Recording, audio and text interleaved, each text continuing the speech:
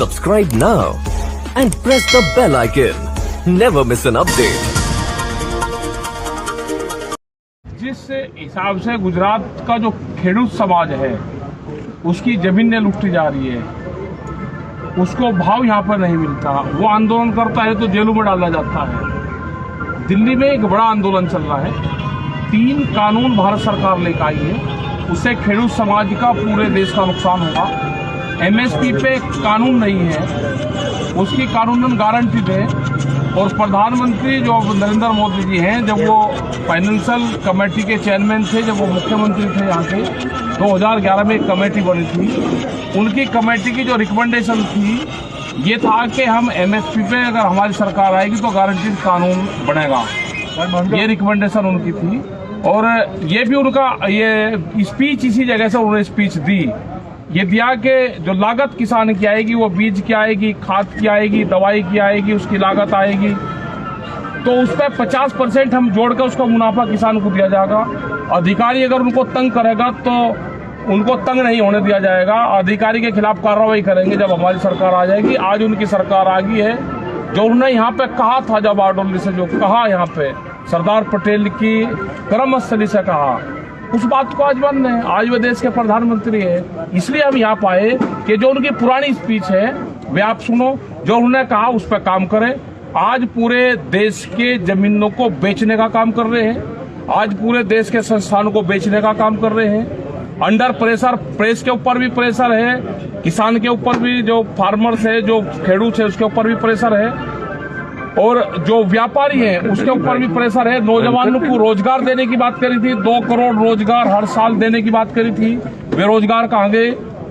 तो ये सारे चीजों के लिए आए हैं और देश में बड़ा आंदोलन दिल्ली में चला हुआ है। 4 महीने से ज्यादा किसानों को हो गए, जो खेडूत समाज है उसको 4 महीने से ज्यादा हो गए। तो यहाँ के भी, गुजरात का भी खेडूत समाज से है कि वे दिल्ली आए, आंदोलन का हिस्सा बने और अपने यहाँ पे भी आंदोलन की शुरुआत करें। राजेश जी, आंदोलन को लेकर गुजरात की क्या रणनीति आपकी? रणनीति ये है कि यहाँ को जो खेडूत समाज है इसको जागृत करेंगे और ये खेडूत समाज झंडा लेके दिल्ली की तरफ को चलेगा। ये छुप कर नहीं चलेगा, ये तो आंदोलनकारी स्थल है, छुप कर कैसे जाएगा?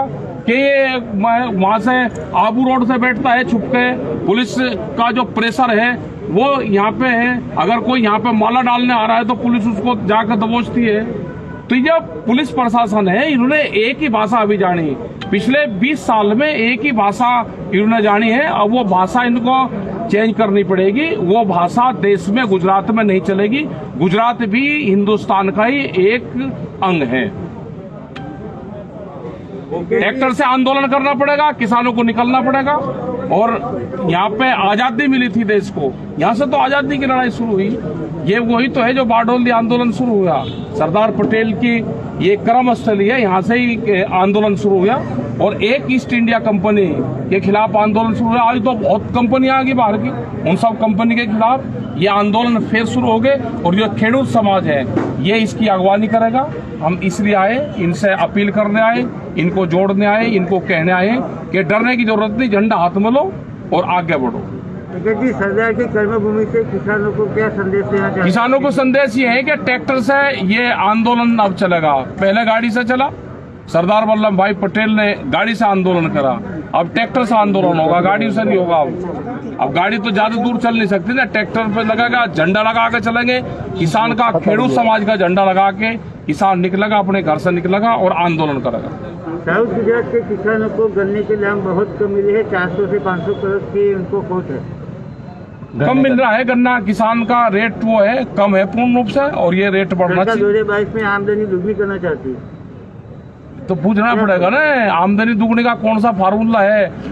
लागत बढ़ेगी, फसलें कम रेट पे बिक रही और आमदनी दुगनी होगी। वो जो मैथ का टीचर है उससे हमको भी तो मिलना है ना, कहाँ है रहता है। किसान एकजुट नहीं हो पा रहे हैं। हो जाएगा, एकजुट हो जाएगा, धीरे-धीरे एकजुट होगा। आज यहाँ पे आए हैं तो आंदोलन की शुरुआत होगी और खेडूत समाज एकजुट होगा, आंदोलन करेगा, किसानी का झंडा लगा कर आंदोलन करेगा।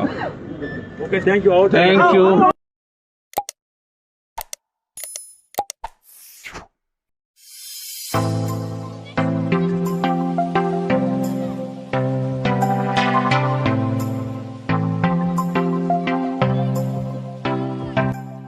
खास Khalsa designing studio. Khalsa designing studio एक सभ्याचार की जीती जागती मिसाल। तो पता है basement CSF 21 near 7 days shop, Ajay Vihar, Huda sector 20, Sirsa Haryana. संपर्क करें इस नंबर पर 7206163144। दूसरा नंबर है 7082770144।